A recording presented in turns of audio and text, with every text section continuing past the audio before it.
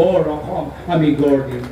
যি বৰ অসমৰ কল্পনা লক্ষ্মীনাথ বেজবৰুৱাই কৰিছিল, যি বৰ অসমৰ কল্পনা ভূপেন হাজৰিকাই কৰিছিল, যি বৰ অসমৰ দৰ্শন প্ৰয়াত জুবিন গাৰ্গে কৰিছিল, সেই নতুন বৰ অসম আমি সকলোৱে মিলিজুলি আমি গঢ় দিম। আৰু এইখন নতুন বৰ অসমৰ ভিতৰত কোনো বিজেপি দলৰ পৰিয়ালৰ কাৰণে স্থান নাথাকিব, কোনো বিজেপি দলৰ ভয় ভাবুকি ৰাজনৈতিক দৰে কোনো স্থান নাথাকিব। আমি কিছু নতুন সংকল্প আমি ল'ম।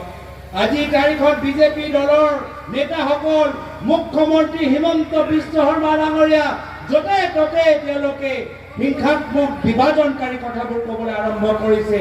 যেতিয়া আমাৰ এখন নতুন চৰকাৰ হ'ব, আমি এটা নতুন আইন আনিম, যি নতুন আইন যোগেদি যদি কোনোবাই এখন বিশেষ ধৰ্ম বিৰুদ্ধে যদি সাম্প্ৰদায়িক কথা কয়, তেতিয়া কঠোৰ শাস্তি আমি দিম, কঠোৰ শাস্তি আমি দিম।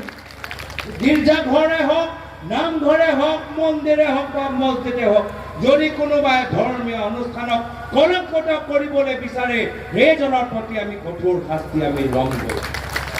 এই অসমৰ ভিতৰত মহাপুৰুষ শ্ৰীমন্ত শংকৰদেৱৰ অসমত, আজাদ পীৰৰ অসমত, মাধৱদেৱৰ অসমত, আমাৰ চাউলুং চুকাফাৰ অসমত, জ্যোতিপ্ৰসাদ আগৰৱালৰ অসমত, শ্বহীদ কুশল কোঁৱৰৰ অসমত, শ্বহীদ কমলা মেৰিৰ অসমত কেতিয়াও বিভাজনৰ ৰাজনীতি সহ্য নকৰোঁ। আৰু ইতিমধ্যে ৰাইজে কৈছে যে প্ৰায় 10 বছৰ হৈ গ'ল এখন চৰকাৰক, প্ৰায় 10 বছৰৰ ভিতৰত তেওঁলোকে যথেষ্ট কাম কৰিব পাৰিলেহেঁতেন, প্ৰায় 10 বছৰৰ ভিতৰত তেওঁলোকে যথেষ্ট প্ৰতিশ্ৰুতি পালন কৰিব পাৰিলেহেঁতেন, কিন্তু এটা এটা প্ৰতিশ্ৰুতি তেওঁলোকে আধৰুৱা কৰি ৰাখিছে। ক'ত গ'ল 351 টকা মজুৰি আমি প্ৰশ্ন কৰিবলৈ বিচাৰোঁ। ক'ত গ'ল 6টা জনগোষ্ঠী জনজাতিকৰণ আমি প্ৰশ্ন কৰিবলৈ বিচাৰোঁ।